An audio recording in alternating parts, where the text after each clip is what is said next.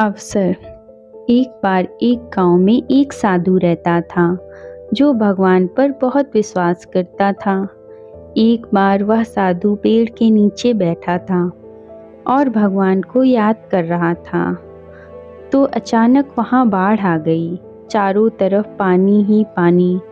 सब लोग अपने आप को बचाने के लिए ऊपर पहाड़ की तरफ भागने लगे। उनमें से एक आदमी ने देखा कि इस हालात में भी साधु जी भगवान की तपस्या कर रहे हैं। उसने सोचा कि ये अपने आप को बचाने के लिए कहीं जा क्यों नहीं रहे हैं। तो उसने साधु से बोला, अरे आप कहीं जा क्यों नहीं रहे हो? आप भी मेरे साथ ऊपर पहाड़ की तरफ चलो, नहीं तो आप डूब जाओगे। साधु बोले, अरे मुझे क्या होगा, मैं भगवान की इतनी तपस्या करता हूँ, मुझे कुछ नहीं हो सकता, मुझे भगवान अपने आप बचाएगा। धीरे धीरे पानी साधु के कमर तक आ गया। अब लोग वहाँ से नाव लेकर निकलने लगे। तो उनमें से एक ने साधु से कहा, अरे पानी आपके कमर तक आ गया है, आप हमारे साथ चलो। तो साधु ने कहा कि नहीं नहीं, भगवान अपने आप बचाएगा मुझे। और वह नाव वाला भी वहाँ से निकल गया। कुछ देर बाद पानी इतना बढ़ गया कि साधु के सर तक पहुँच गया और अब लोगों को बचाने के लिए हेलीकॉप्टर निकलने लगे। एक हेलीकॉप्टर साधु के पास आया, जो कि आखिरी हेलीकॉप्टर था।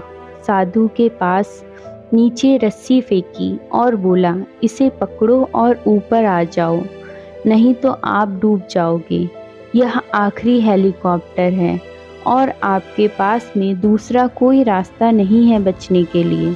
साधु ने कहा, यह रस्सी वापस ऊपर खींच लो और आप चले जाओ।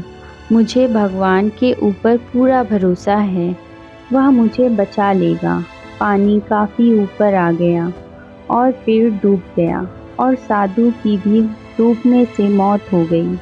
मरने के बाद साधु भगवान के पास गया और बोला, हे भगवान, मैंने पूरी ज़िंदगी आपकी तपस्या की, मेरा सारा जीवन आपकी आराधना करने में लगा दिया और इतने भरोसे के साथ इंतज़ार किया कि तुम मुझे बचाने आओगे, लेकिन वहाँ मेरी डूबकर मौत हो गई और तुम नहीं आए, ऐसा क्यों? भगवान बोले, अरे मूर्ख इंसान, एक नहीं 3 बार आया था।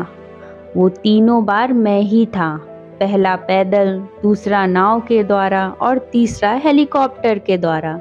लेकिन तुम मेरा एक भी अवसर पहचान नहीं पाए, पता नहीं किसका इंतज़ार कर रहा था।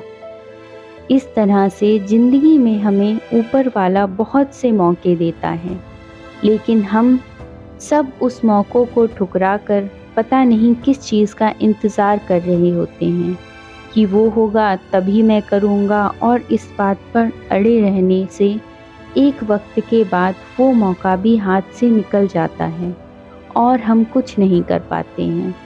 तो किसी भी अच्छे समय का इंतज़ार मत करो, जो भी करना